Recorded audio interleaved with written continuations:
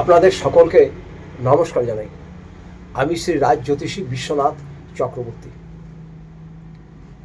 আমি এখানে কুষ্টি করি, বিবাহের জটক বিচার করি ও বাস্তু বিচার করি। আর যেসব সন্তানদের বিবাহিতে বাধা হচ্ছে, আমি এখান থেকে বাধা কাটিয়ে দেওয়ার ব্যবস্থা করে দিই। আজ আপনাদের সাথে বলবো, অর্থ কিন্তু মানুষের হাতে আসতে অনেক কষ্ট হয়, আবার যখন অর্থ হাতে আসে তখন কিন্তু মানুষ জলের মতন খরচ করে ফেলে। তাই আপনাদের বারে বারে বলবো, অর্থকে যতটা পারেন সঞ্চয় করার চেষ্টা করুন।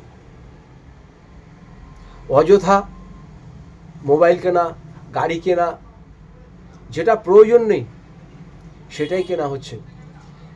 এমনভাবে চলুন যেটা না হলেই না। এবার আপনাদের সাথে যে বিষয় আলোচনা করব সেটা হচ্ছে, পয়সা আপনার কোন দিক থেকে আসবে বা কোন সময় আসবে, কি কাজ করলে আসবে। দেখুন, আমরা যারা ব্যবসা বাণিজ্য করি, আমরা সাধারণত দোকানের সামনাসামনি মুখ করে আমরা বসি। আজকে আপনাদের বলবো, যারা ব্যবসায় করেন বা চাকরি করেন বা যে কোনো কাজই করেন না কেন, সেক্ষেত্রে আপনাদের কার কিভাবে বসা দরকার, কোন রাশি লগ্নের কিভাবে বসলে আপনার শুভ ফল পাবেন। যেমন বৃষ লগ্ন আর তুলা লগ্ন, বৃষ লগ্ন ও রাশি আর তুলা লগ্ন রাশি। আপনারা যখন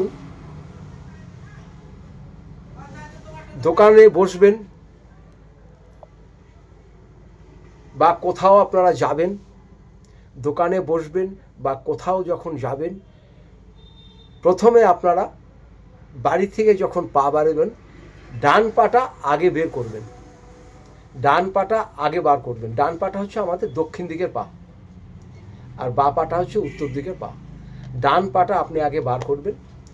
তারপরে আপনি যেখানে যাবেন বা খুব ভালো কাজের জন্য যাচ্ছেন, তাহলে সে পক্ষটা দেখে নেবেন যেন আপনার পক্ষে কিন্তু শুক্লপক্ষ মোটেই ভালো না।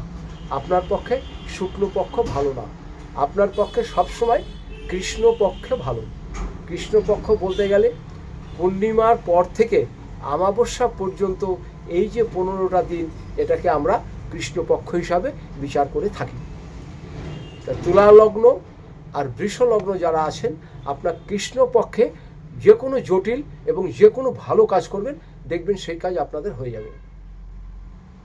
আর আপনারা বাড়ি থেকে যখন বেরোবেন, দক্ষিণ দিকে পাটা বার করে তারপরে যাবেন। আর বাড়িতে থেকে যখন বেরোবেন, তখন আপনারা মুখে খালি একটু বাতাসা হোক বা একটু চিনি হোক মুখে দিয়ে চলে যান। আপনাদের কাজ সব সুন্দর করে হয়ে যাবে। সবাই ভালো থাকুন, সুস্থ থাকুন। আপনাদের সকলকে নমস্কার জানাই।